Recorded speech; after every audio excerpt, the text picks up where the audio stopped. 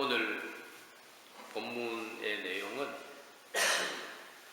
남쪽 유다의 13번째 왕이었던 히스기야 왕 때의 이야기를 본문의 역사적 배경으로 삼고 있습니다. 히스기야 왕 당시의 국제 정세를 보면은 우리 성경에는 아수르라고 되어 있고 세계사에 보면 아시리아라고 되어 있어요. 이 아시리아가 당시에 초강대국이었습니다.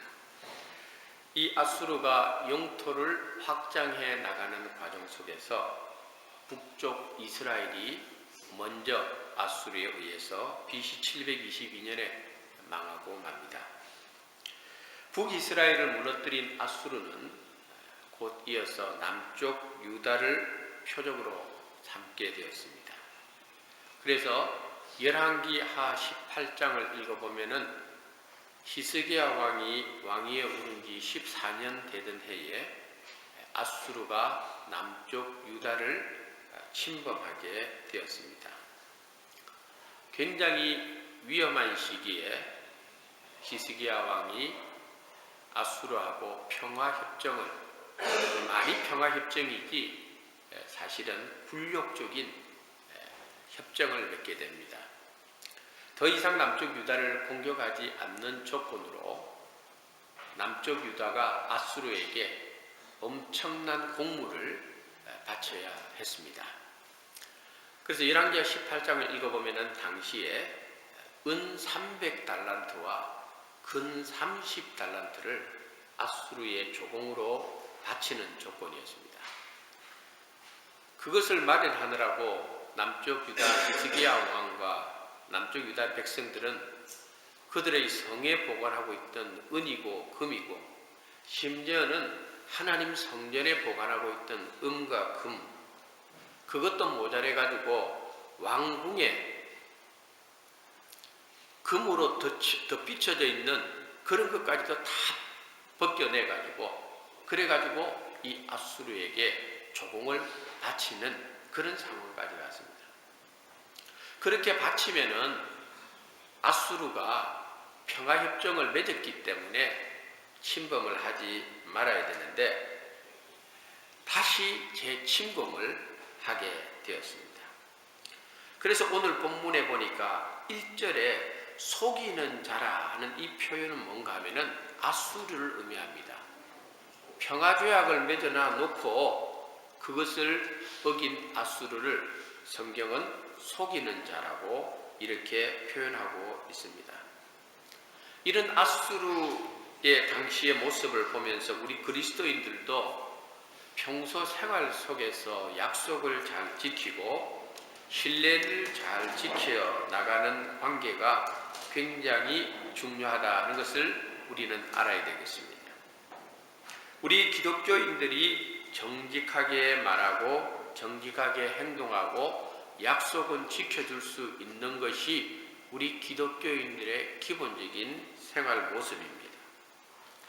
기독교인들이 약속을 해놔 놓고도 약속을 밥 먹듯이 어긴다거나 기독교인들이 없는 말을 만들어내서 또 아닌 것을 조작해서 자기를 합리화시키기 위해서 또는 자기가 살겠다고 남을 죽이려고 하면은 그리고 남의 눈에 눈물이 나게 하면은 반드시 그 대가는 사람에 의해서가 아니고 하나님의 방법에 의해서 치르게 된다 하는 것을 성경은 우리에게 명확하게 보여주고 있습니다.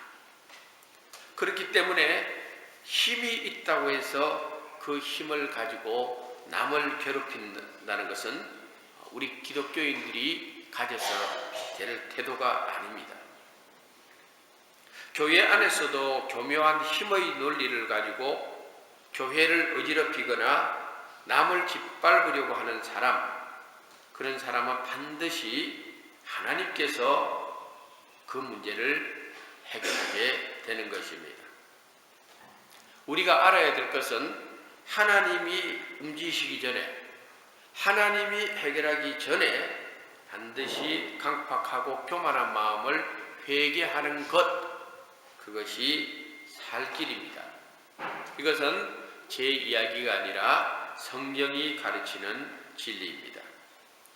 오늘 본문에 보니까 1절에 너 학대를 당하지 아니하고도 학대하며, 아수르는 학대를 당하지 않았는데 학대하는 나라가 되었다는 거예요. 성경에 보면은 하나님께서 기독교인들, 하나님의 백성들이 어떤 사람들은 절대 학대해서는 안 된다 하는 몇 가지 규정이 있어요. 하나님의 백성들이 학대해서는 안 되는 부류, 사별을 했다든지 또는 다른 이유에서든지 간에 어떤 이유로든 혼자 사는 과부를 학대하지 마라. 또 부모가 없는 고아는 학대하지 마라. 또 정처 없이 떠돌아다니는 나그네를 학대하지 마라. 하나님께서는 고아와 나그네와 과부들을 불쌍히 여기신다고 성경은 분명하게 말해주고 있습니다. 학대하지 마라. 어떤 사람들을, 가난한 사람들을 학대하지 마라. 돈 좀 가지고 있다고 해서 가난한 자를 무시하고, 돈 좀 가지고 있다고 해서 그것을 가지고 힘없는 사람들을 착취하지 마라. 하나님이 굉장히 싫어하신다고 했습니다. 또 하나님은 어떤 사람을 학대하지 마라. 하나님을 진실되게 경건하게 섬기는 백성은 학대하지 마라. 하나님께서 반드시 학대한 것에 대한 그 엄중한 하나님의 심판이 있다는 것을 성경은 말해주고 있습니다. 그렇기 때문에 오늘 본문에 나타난 이 사건은 당시의 이 남쪽 유다와 아수르 사이의 국제적인 정세 속에서 하나님의 살아계심을 분명하게 보여주고, 하나님이 하지 말라고 한 일들을 행하고 하나님의 백성들을 학대하고 속였던 사람들의 결말이 어떠했나 하는 것을 오늘 성경은 명확하게 보여주고 있는 것입니다. 다시 오늘 본문으로 돌아가서 당시 아수르의 산헤립 왕이 대군을 이끌고 파죽지세로 남쪽 유다를 향하여 진격을 했습니다. 성경에 보니까 남쪽 유다를 향하여 아수르의 대군이 지나간 곳은 쑥대밭이 되고 말았다는 것을 말해주고 있습니다. 오늘 본문 뒤에 보면은 8절과 9절에 이런 말씀이 있습니다. 대로가 황폐하여 행인이 끊어지며 대적이 조약을 파하고 성읍들을 멸시하며 사람을 생각하지 아니하며 땅이 슬퍼하고 쇠잔하며. 이처럼 아수르가 이끄는 대군이 지나간 자리는 완전히 황폐화되고 말았다. 이런 국가적인 위기 속에서 이사야 선지자는 하나님이 주신 예언을 하게 되었습니다. 그것은 바로 하나님의 백성을 괴롭히고 무너뜨리려고 하던 아수르가 도리어 하나님의 기적적인 방법으로 망하게 될 것이다 하는 것이 이 이사야 33장의 주된 예언의 내용입니다. 그리고 이사야 선지자의 예언대로 아수르는 결국은 남쪽 유다를 침범하려 내려왔다가 하나님의 심판을 받아가지고 완전히 망하고, 그 일로 산헤립 왕은 본국으로 돌아가자마자 자기가 믿는 신전에 들어가 있다가 자기 아들들에게 무참하게 살해당하는 그 일이 바로 이 사건 다음에 일어난 결말이 되는 것입니다. 이런 시대적 상황을 염두에 두고 오늘 우리가 본문의 말씀을 통해서 함께 하나님의 뜻, 하나님의 교훈을 받고자 하는 제목은 2절에 나와 있는 대로 우리에게 은혜를 베푸소서입니다. 첫째로 오늘 본문이 우리에게 주는 중요한 교훈은 하나님의 백성은 은혜가 아니고서는 살 수 없다. 이것을 강력하게 우리에게 증거합니다. 일전에 제가 박희진 집사님한테 은혜 아니면 이 찬양 한번 부탁을 드린 적이 있습니다. 예전에 한번 불렀는데 사실 여러분 들어봤지만은 이 아무나 부를 수 있는 곡이 아니에요. 이 앞에서 이 찬양대가 이렇게 서서 불렀지만요, 정말 이거는 그 찬송가의 가사처럼 은혜가 아니고서는 못 부르는 곡이 이 곡이에요. 이 곡이 참 좀 어렵기도 하지만은 또 이 곡이 이 음정이 높아가지고 거의 은혜가 아니면은 그 고음에 돌아가기 힘들어요. 근데 오늘 보니까 참 내 마음속에 우리 성도님들한테도 이게 참 마음에 와닿을 정도의 참 귀한 찬양을 해줘가지고 제가 얼마나 참 감사한지 모릅니다. 제가 어느 날 아침 일찍 일어나서 큐티를 하는데 이 은혜가 아니면 하는 하나님의 그 말씀이 와닿아가지고 그날 새벽에 얼마나 울었는지 몰라요. 하나님께서 가르쳐 주시더라고요. 은혜가 아니면은 네가 살 수 있었겠느냐. 지금까지 은혜가 아니면은 너가 여기까지 올 수 있겠느냐. 은혜가 아니고서는 하나님의 교회를 지켜낼 수 있었겠느냐. 이 모든 것들을 하나님께서 하나하나 가르쳐 줄 때에 그날 아침에 딱 하나님께서 가르쳐 주는 것은 모든 것이 하나님의 은혜이다. 은혜가 아닌 것이 어디 있느냐. 이것을 하나님께서 제 마음속에 강력하게 물을 때에 그 두 손 들고 울지 아니할 수가 없었어요. 오늘 우리 찬송가 가사에도 은혜 아니면 나 서지 못한다는 거예요. 은혜 아니면은 우리가 살 수 있는 방법이 없는 것이 사실 우리 그리스도인들의 실존의 모습입니다. 은혜가 없으면은 우리는 단 한 발자국도 나갈 수 없는 인생이에요. 은혜가 없으면은 우리는 단 하루도 살 수가 없어요. 은혜가 없으면은 아무것도 할 수 없는 것이 사실 우리 그리스도인의 모습입니다. 그런데 우리가 얼마나 교만한지, 얼마나 마음이 강팍한지 자꾸 은혜 없이도 살 수 있다고 착각하는 거예요. 은혜 없이도 살 수 있다고 내가 주인이 되어가지고 발버둥 치는 거예요.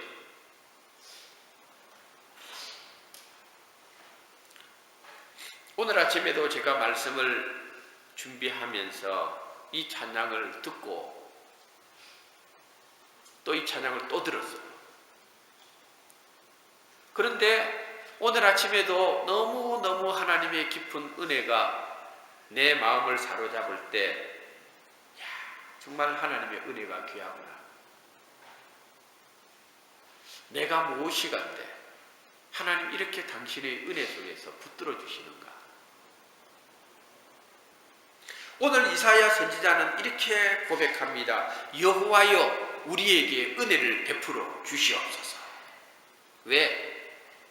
은혜가 아니고서는 초강대국 아수르, 이 아수르를 이겨낼 수 없었기 때문에, 은혜가 아니면은 그 절대적인 국가의 위기를 극복할 수 없었기 때문에,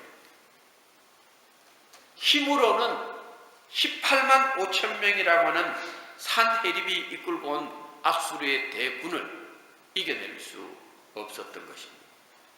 그래서 이사야 선지자 하나님 앞에 간절히 부르짖기를 여호와여 우리에게 은혜를 베풀어 주시옵소서. 이렇게 고백합니다. 이 고백은 우리 그리스도인들이 그저 평범한 신앙생활 하는 가운데서 은혜 이런 은혜가 아니에요. 이 은혜를 베풀어 주시옵소서 하는 것은 사느냐 죽느냐 하는 그 절박한 상황 속에서 붙드는 하나님을 향한 신뢰입니다. 아무리 좋은 벤츠를 가지고 있고 아무리 페라리라고 하는 비싼 차를 가지고 있어도 그 차를 움직이는 것은 그 차의 브랜드도 아니고 그 차의 외관도 아니고 화려한 내부 인테리어도 아닙니다. 오직 기름인 것입니다. 우리 성도들도 마찬가지입니다. 우리가 이 땅을 살아가는 원동력은 육신의 힘으로 살아가는 것이 아니라 은혜로 살아간다는 것입니다. 그러므로 믿음의 성도들이 자주 하는 이야기가 오직 하나님의 은혜입니다 하는 고백입니다. 그것은 부인할 수 없는 절대적인 사실입니다. 그렇기 때문에 우리 믿음의 성도들은 항상 오늘 본문의 말씀처럼 여호와여 내게 은혜를 베풀어 주시옵소서, 여호와여 내게 은혜를 베풀어 주시옵소서, 우리는 날마다 순간순간마다 그렇게 부르고 살아야 돼요. 시편 56편, 시편 57편을 읽어보면은 다윗의 신앙의 고백이 나오는데 거기에서 다윗은 고백하기를 여호와여 내게 은혜를 베풀어 주시옵소서, 여호와여 내게 은혜를 베풀어 주시옵소서. 다윗이 그렇게 절박하게 하나님 베푸르지 씁니다. 그는 사울 왕에게 쫓겨서 숨어 다니면서도 할 수 있는 것은 여호와여 내게 은혜를 베풀어 주시옵소서. 도망치다가 블레셋까지 도망쳐 들어갔는데 거기에서 또 잡혔어요. 블레셋 사람한테 잡혔을 때도 다윗의 기도는 한결같이 여호와여 내게 은혜를 베풀어 주시옵소서. 오늘 본문에 보니까 이렇게 표현되어 있습니다. 2절에 보니까 여호와여 우리에게 은혜를 베푸소서, 우리가 주를 앙망하오니 주는 아침마다 우리 팔이 되시며 환난 때에 우리의 구원이 되소서. 하나님의 은혜는 아침마다 구하는 것이 되어야 돼요.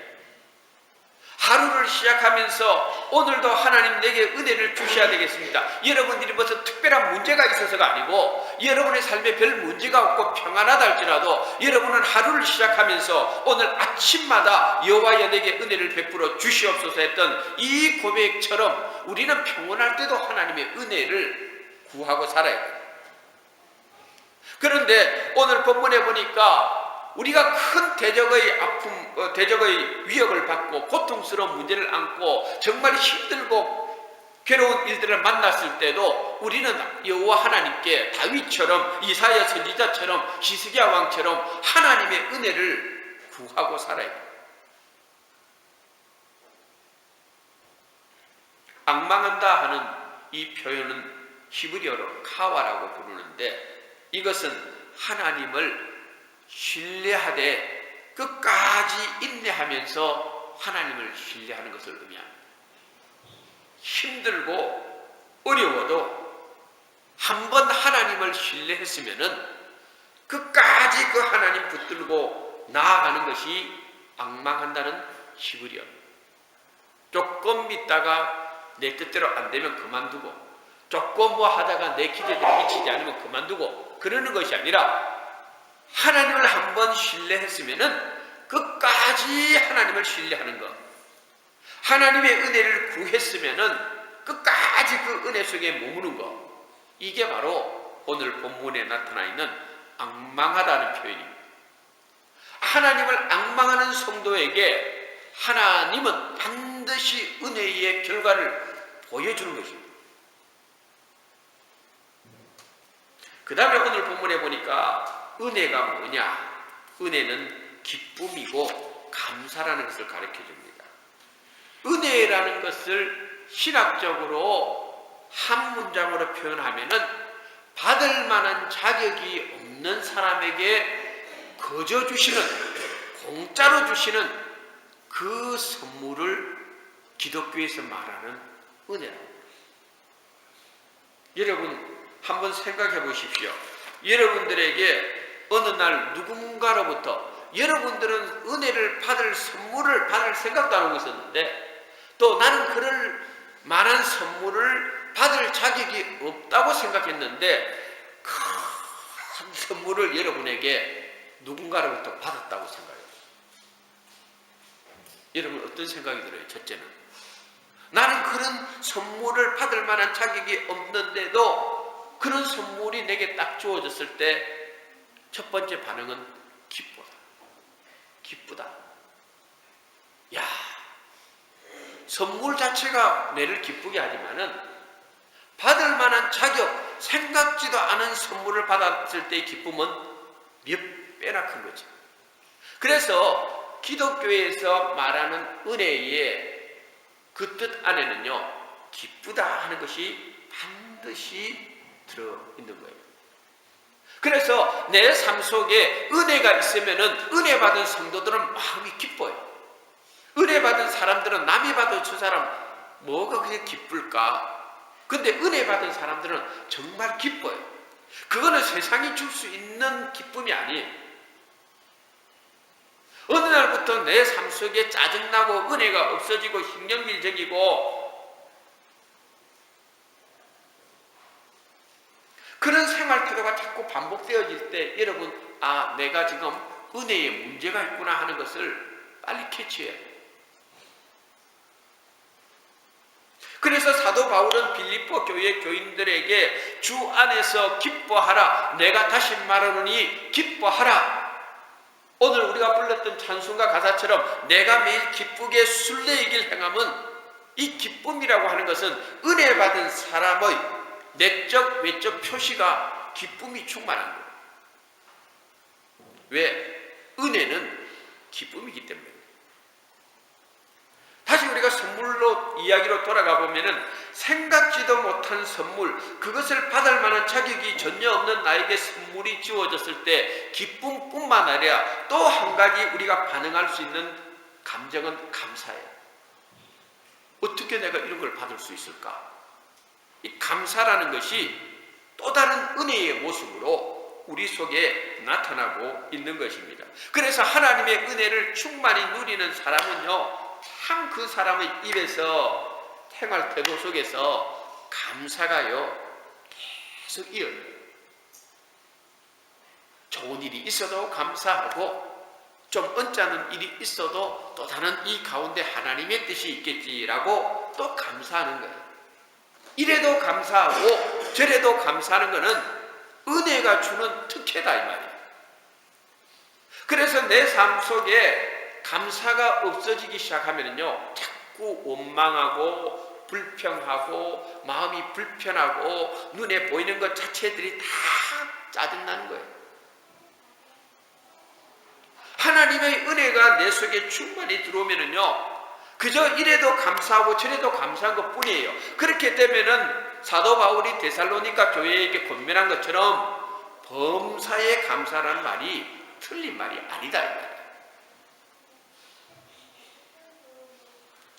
또 은혜라는 단어 속에는요 좋은 이런 의미가 있어요.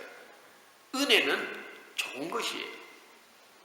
하나님이 주신 선물은 나쁜 선물이 아니라 항상 하나님이 저와 여러분에게 주신 선물, 또 주시고 싶은 선물은 항상 하나님의 선물은 좋은 것이에요. 그래서 그 선물을 받았을 때에 하나님의 은혜를 생각하며 우리는 하나님께 고백하기를 하나님 참 좋으신 분입니다. 또는 좋으신 하나님하고 우리는 찬양하고 고백하는 것이에요. 하나님을 사랑하는 자, 곧 그 뜻대로 부르심을 입은 자들에게는 모든 것이 합력하여 뭘 이룬다 그랬어요? 선을 이룬다 그랬어요. 선이 뭐냐? 선이 바로 좋다 이 말이에요. 여러분, 우리가 하나님의 은혜가 저와 여러분에게 베풀어 주신 하나님의 은혜가 얼마나 귀한 것인가를 한번 생각을 해볼까 합니다. 제가 지난 주일에 학교에서 한 주간 동안에 기독교 변정학 과목을 인텐시브로 가르쳤는데 그때 너무 이렇게 해서 제가 몸이 지금 상태가 좀 안 좋아요. 목소리도 갔고 뭐 컨디션도 안 좋고 헤이 피부도 왔고. 그런데 그 과목 중에서 하나님은 존재하는가 하는 질문이 있어요. 우리는 하나님은 존재합니까? 하면 우리는 당연히 하나님 존재합니다 라고 대답하잖아요. 그런데 세상에 많은 사람들은 하나님이 어떻게 존재하냐 하고 하나님의 존재를 무시하거나 하나님은 존재하지 않는다고 말하는 사람들이 있어요. 하나님이 존재하지 않는다라고 하는 사람을 일컬어서 무신론자라고 해요. 또 저와 여러분처럼 하나님은 존재한다라고 할 때 우리는 유실론자가 되는 거예요. 그렇죠? 그런데 세상에는 무신론자하고 유실론자만 있는 것이 아니고 또 다른 한 부류가 있어요. 그 부류는 뭐냐면은 불가지론자예요. 불가지론자는 뭘 의미하는가 하면은 하나님이 계신지 안 계신지 모르겠다는 사람들을 일컬어서 불가지론자들이라고 불러요. 그러면은 인류를 크게 분류하면은 유실론자와 무신론자와 불가지론자로 분류할 수 있어요. 그 가운데 우리는 유실론자예요. 그러면은 여러분 신이 있다 할 때 유실론자만 하면은 또 거기서도 분류가 돼요. 신은 한 분뿐이다 하는 것이 우리 기독교의 사상입니다. 유일신론이죠. 그런데 기독교만 유일신론이 있는 것이 아니고 이슬람도 유일신교예요. 이슬람은 알라가 있다, 알라만 있다 이렇게 생각하는 거예요. 유대교도 하나님만 있다라고 생각하는 거예요. 힌두교도 브라만이 최고의 신이다 생각하는 거예요. 그러면 생각해 보세요. 자, 신이 있다는 부류만 딱 떼놔놓고 인류를 떼놔놓고 있는데 그 안에도 보면은 유신론자들이 있고 또 어떤 신가 하면은 유일신론자가 있고 또 어떤 사람들이 있어요. 신은 많다 하는 다신론자가 있단 말이에요. 그러면 여러분들은 자, 거기에서 유일신론자들로 있는데 유일신론 가운데서 우리는 또 어느 종교에 속하는 거예요? 기독교에 속하는 거예요. 우리가 이슬람에 속하는 거 아니잖아요. 우리가 유대교인입니까? 아니잖아요. 우리가 힌두교인입니까? 아니잖아요. 근데 힌두교든 유대교든 기독교든 이슬람교든 이 종교들은 다 유일신론이라 이 말이에요. 신은 하나다 하는 거예요. 자, 그렇게 좁혀 들어가면은요, 저와 여러분들이 예수님을 믿는다는 거는요, 이거는 뭔가 하면 기적이다 이 말이에요. 예? 기적이에요. 여러분들이 하나님께서 여러분을 택하지 않았으면은 여러분들은 알라 신을 믿을 수도 있었고 여러분들은 브라만 신을 믿을 수도 있었어요. 인도에서 태어났으면은. 여러분들이 하나님께서 택하여 주시면 유일신론을 안 믿더라도 일본 사람들처럼 여기도 신이 있고 저기도 신이 있던 다신론자가 될 수도 있었어요. 신이 있다, 신을 믿는다는 차원에서 보면요, 여러분 그게 그건 것 같아도 아니에요. 그러니까 오늘 저와 여러분에게 하나님께서 자기를 계시해 주시고 예수 그리스도를 우리에게 보내주시고 그 예수 그리스도를 우리가 받아들일 수 있는 믿음을 갖게 하신 그 큰 하나님의 은혜가 우리 삶 속에 부어진 거 생각하면요, 저와 여러분이 누리고 있는 은혜는요, 세상에서 비교할 수 있는 이런 은혜가 없다 이 말이에요. 이런 은혜가.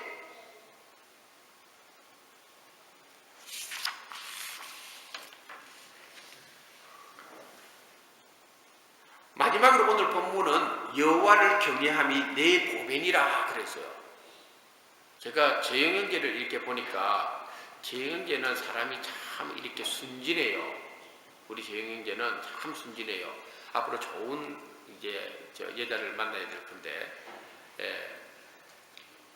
근데 재영형제가 오늘 여기에 딱 섰는데 성경은 6절까지 됐는데 5절까지만 딱 읽고 용감하게 들어갔어요. 그냥 들어간 것이 아니고 5절까지 딱 읽고는 하나님이 주신 말씀이다 하니까 교인들이 할 수 없이 아멘하고 이제 용인했어요. 근데 어떨 때는 그래요. 어떨 때는 6절까지 돼 있어도 5절까지 읽고 들어갈 때 저것도 하나님 뜻이라 싶을 때가 있어요. 왜냐하면 또 다른 한 절에 대한 의미를 생각하게 만들었으니까. 오늘 이사야 선지자는 이렇게 말합니다. 여호와를 경외함이 내 보배라 그랬어요.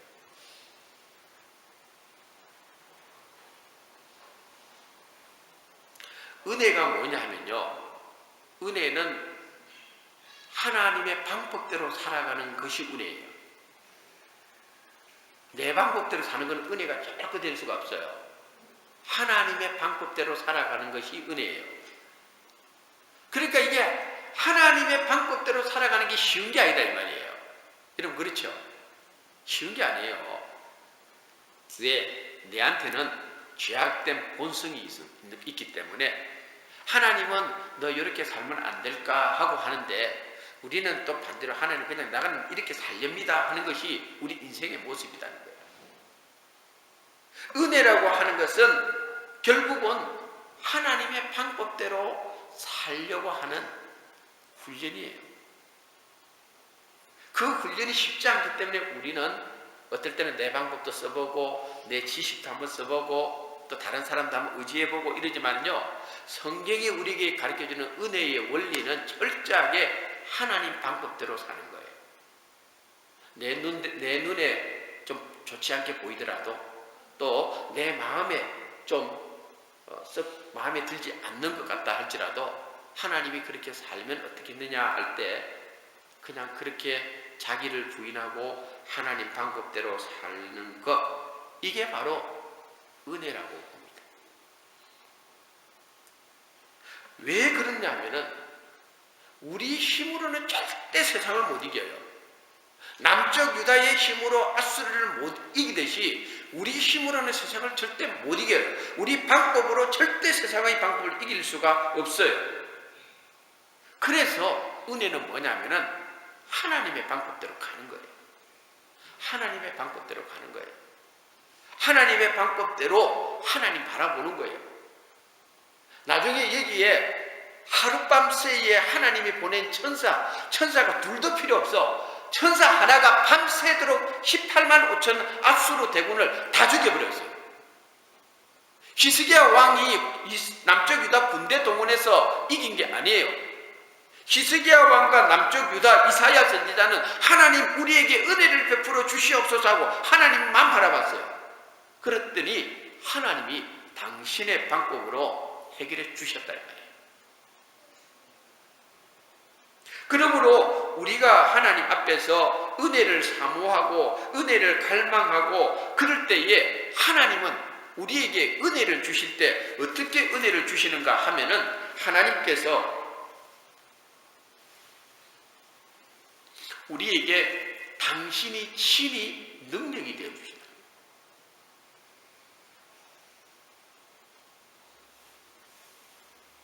빌립보서 4장 13절에 보니까 사도 바울이 이렇게 고백을 합니다.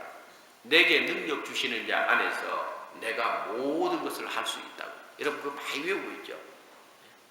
내게 능력 주시는 자 안에서 내가 모든 것을 할 수 있다. 우리가 하나님의 은혜를 사모하면요, 하나님께서 우리에게 능력도 주시지만은 더 중요한 거는요, 은혜를 사모하는 자에게는요, 하나님 그분이 우리의 능력 자체가 되어버리는 거예요.